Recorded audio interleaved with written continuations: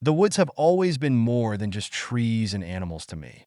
Growing up in a Cherokee family near the mountains of North Carolina, I learned early on that the forest was alive in ways most people wouldn't understand. It wasn't just a place to hunt or hike. It was a realm of spirits, both good and bad, where ancient forces lingered, watching and waiting. My grandparents would tell us stories about the woods, tales that were both warnings and lessons. They'd say, asterisk, the forest sees you before you see it. Show respect, or it might not let you leave. Asterisk.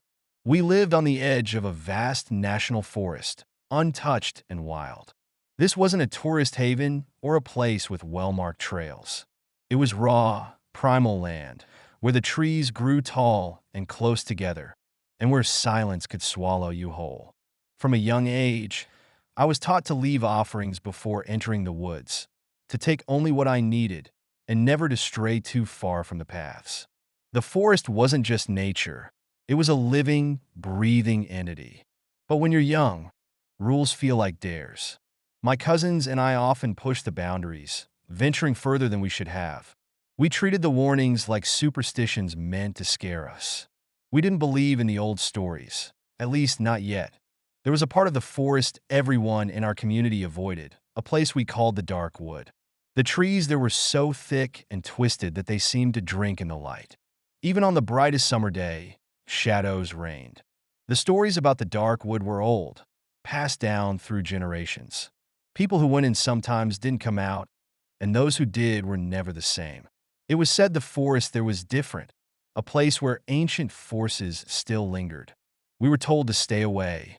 But one summer, boredom and arrogance got the better of us. A group of us, me, my cousins, and a few friends, decided to venture into the dark wood. The moment we stepped in, the atmosphere changed. The forest fell silent. No birds, no insects, not even the rustle of leaves in the wind. It was like the air had been sucked out. That oppressive quiet settled over us, making the hairs on the back of my neck stand up. Still, none of us wanted to be the one to back out. We walked deeper, the shadows closing in around us. What started as excitement quickly turned to unease. The trail disappeared behind us, and every direction looked the same. Endless trees stretching up to a canopy that blocked out the sky. It felt like the forest was shifting, moving to trap us. We couldn't find our way back, no matter how hard we tried. Then we stumbled upon something that made my blood run cold. A clearing in the middle of the woods. In its center stood a circle of ancient stones, half buried in the earth. Strange symbols were carved into them, symbols I didn't recognize. The air around the stones felt heavy, pressing down on us, making it hard to breathe. That's when we heard it, the whispering. At first, it was faint, like the wind brushing through leaves, but there was no wind. The whispers grew louder, coming from all directions, but we couldn't make out the words. It wasn't human, and it wasn't natural. One of my cousins froze, his eyes locked on the stone circle. He started walking toward it, his expression blank, like he was in a trance. We called his name, shouted at him, but he didn't respond. Panic surged through me as I ran to grab him, shaking him until he finally snapped out of it. He blinked at me like he'd just woken up from a dream. We decided to leave, but the forest had other plans. The path we'd come in on was gone. Everywhere we turned, there were just more trees, their gnarled branches twisting together like skeletal hands. The whispering followed us, growing louder, more insistent. Shadows flickered in the corners of my vision, and I swear the forest was watching us. That night, we set up a small camp, lighting a fire to keep the darkness at bay. None of us could sleep, but exhaustion eventually overcame us.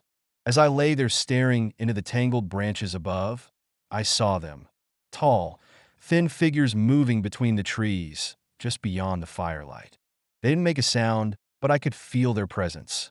My heart raced, but I didn't dare wake the others. I just lay there, praying they wouldn't come closer. When morning came, one of our friends was gone. We searched, calling his name, but he was nowhere to be found. Panic set in as we realized how deep we were and how lost we'd become. The forest seemed to close in tighter, the air growing colder despite the summer heat. Footsteps and snapping branches followed us. But when we turned, there was nothing there. By the third day, we were desperate. My cousin, the one who had been drawn to the stones, began mumbling about the circle. He said it was the only way out. We didn't want to go back, but we had no choice. When we returned, the clearing looked different. The stones seemed taller, their carvings more distinct, like they were alive. As my cousin knelt before the stones, a figure emerged on the other side of the circle. It was impossibly tall, its form cloaked in shifting shadows. It didn't move, but its presence was suffocating. Without waiting to see what it would do, we grabbed my cousin and ran. Somehow, we made it out. We stumbled onto a road, half mad with fear and exhaustion. Our missing friend was never found. The authorities said he'd likely fallen or gotten lost, but we knew better. We never spoke of it again. My cousin, the one drawn to the stones, was never the same. He grew quiet, distant, and at night, I sometimes heard him whispering to himself in a language I didn't understand. I haven't gone back to that part of the forest, and I never will. The old stories my grandparents told us, they were true. The forest is alive, and there are things within it that are older than humanity, things that don't take kindly to being disturbed. If you ever find yourself in a place where the air feels wrong, where the trees seem to watch you leave, don't wait to find out what's hiding in the shadows. I didn't want to go at first. The warnings from my childhood came rushing back, stories of spirits and creatures that roamed those woods. My grandparents had always told us to stay clear of certain areas, places the forest still claimed as its own. But my cousin, ever the thrill seeker, laughed at my hesitations. He teased me until I finally gave in, figuring it would be just another hike. Nothing more. We set out early, the sun barely cresting the horizon as we ventured down a narrow trail. The deeper we went, the less the forest felt alive.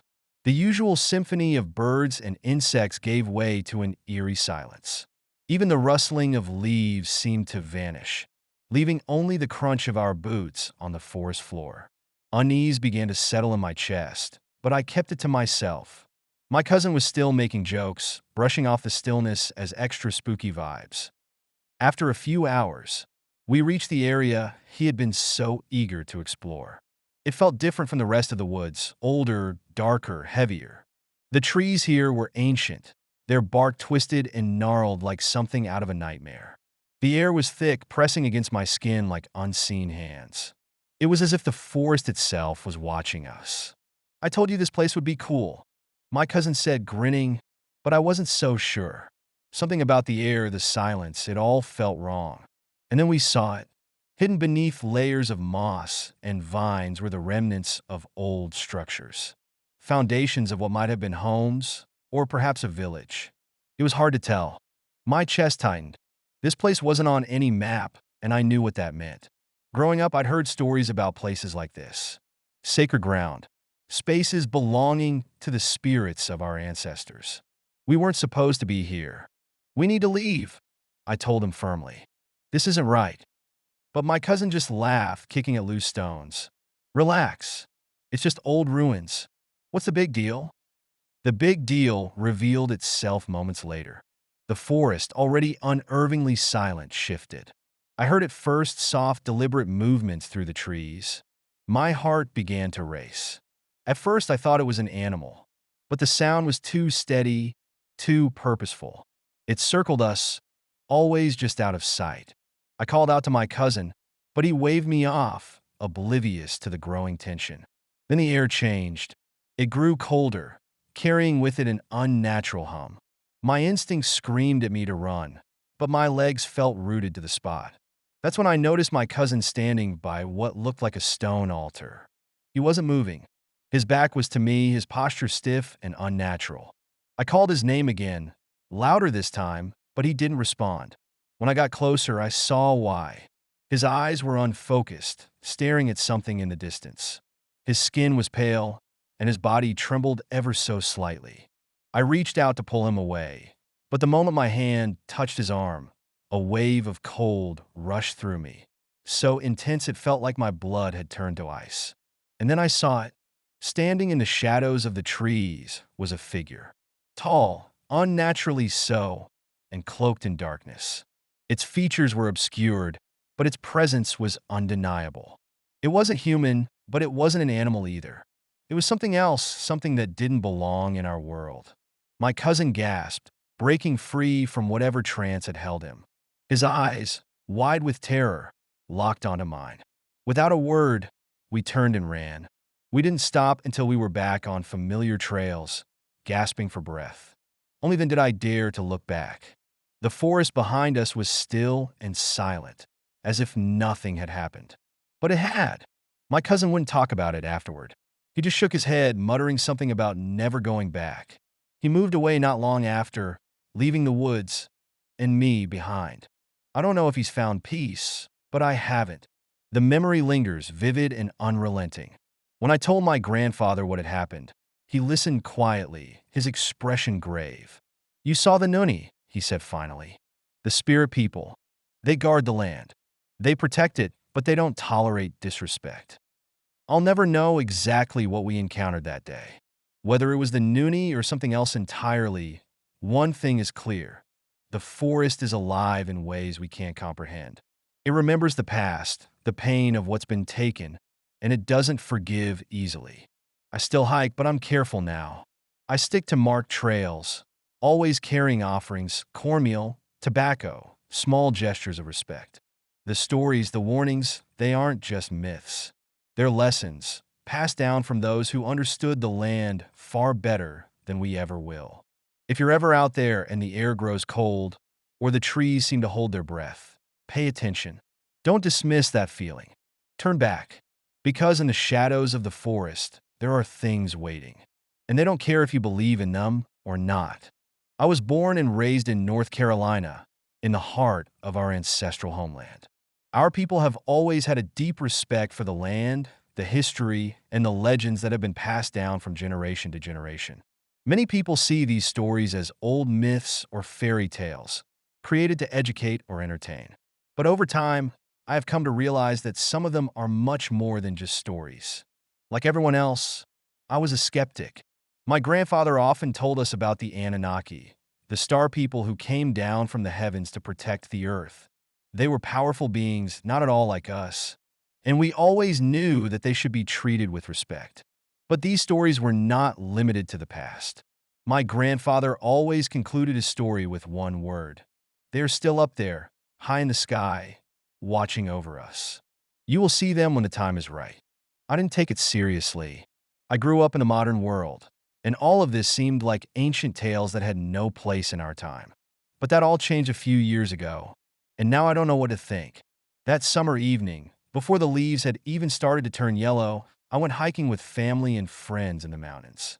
The air was warm and the sky was clear, and it was the perfect night to sit by the fire and tell stories. We camped far from the usual tourist routes, in places that had belonged to our family for generations. As the fire crackled, we delved into ancient legends of spirits, animals, and star people. Most of us laughed and joked, but one of my cousins remained serious. He was silent, always listening more than he spoke. And then he told me that he had seen something unusual in that forest. Lights in the sky that could not be explained. I thought he was just trying to scare us, but there was such respect in his voice that it made me think. It seemed that he knew something that we could not even imagine. Later we all went to bed, but I could not shake the strange feeling that something had changed. The forest became too quiet. There was no wind, no rustling of leaves. Only a dead silence that gradually enveloped us. I tried to convince myself that it was just my imagination, but suddenly my cousin sat up and pointed his finger at the sky. "Look," he whispered, and when I looked, at first I saw nothing, only bright stars. But then one of them began to move. It slowly glided across the sky, as if searching for something, without sound, without shine. It did not look like a plane or a satellite. It was something else, something we couldn't understand. And then, without warning, other lights appeared, a second and a third, all moving with the same quiet, determined purpose. We fell silent, looking up at the sky, and each of us felt that this was more than just a cosmic phenomenon. It was some kind of message. Then, suddenly, these lights spread out in different directions, faster than anything I had seen before. They didn't disappear, they didn't fade, they just disappeared from view, leaving the sky just as clear and the silence even more oppressive. We stood there stunned. The silence around us grew even thicker, even heavier. And then my cousin, the same one who had told me about his encounters, simply looked at me and said, "They're here." I didn't understand what he meant, but I felt that these were not just words. There was something true about them. We all felt it. The presence of something watching us, something long awaited. It wasn't evil, but it wasn't friendly either. It was something old, something that had been around for much longer than we could understand. We didn't sleep that night. We sat by the fire, listening to the silence around us.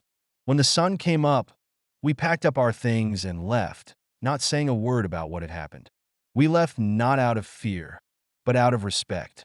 Something had shown itself to us, something that didn't belong in our world. When we got home, I tried to tell my family about it.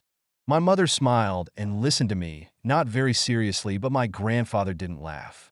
He just looked at me and said, "They showed you this because you were ready." Those were haunting words. What did he mean? Maybe it was something I was supposed to see? Part of my heritage, my connection to the earth and the sky? I still don't have the answers, and part of me doesn't even want to know. After that night, I've returned to the forest many times, but I've never seen what we saw that night again. Maybe I wasn't meant to witness it again. Maybe the star people only show themselves when they when the time is right, as my grandfather said. What I saw made me realize our ancestors were right. Stars are not just distant points of light. They are more than we can imagine. And every now and then they come down to remind us that we're not the only ones watching. So if you ever find yourself in the woods at night and feel that heavy silence that makes your hair stand on end, look up. You might see something you can't explain. And if you do, remember this. Don't be afraid, but don't be too curious either. The star people have been here for a long time, and they're not for us. We're just passing through their world.